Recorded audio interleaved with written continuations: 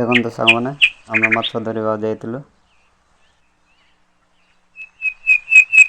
ଏଠି ଦେଖ ଭାଇ ଜାଲ ପକାଇଥିଲା, ଫେର ମାଛ ବି ପଡ଼ିଛନ୍ତି।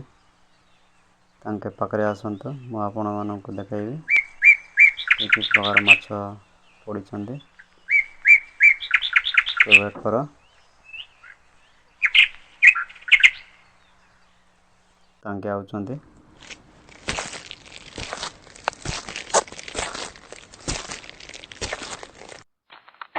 Oh my god. ଏଠି ଦେଖ ରୋହି ମାଛ, ଦେଖ ଏ ଭାଇ ଗୋଟେ କି ଲୋକ ତାଙ୍କେ ଆଗରେ ଧରିକି ପଳାଉଛନ୍ତି। ଆହୁରି ଏଠି ୱେଟ୍ କରୁଛନ୍ତି 1 କିଲୋଟେ। ଆଉ ସାଇଡ଼ରେ ଗୋଟେ ବଡ଼ ମାଛ ପଡ଼ିଛି, ସେଇଟା କି ପ୍ରକାର ମାଛ ଆପଣମାନେ କମେଣ୍ଟରେ କହିପାରିବେ।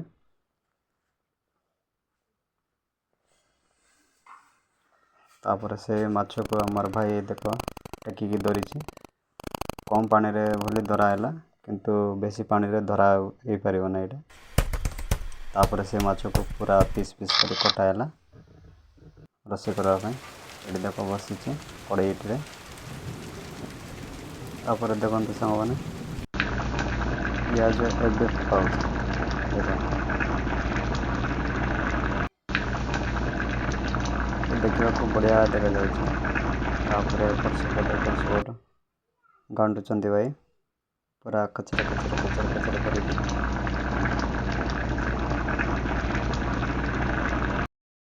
ତାପରେ ଘୋଡ଼େଇ ଦେବା।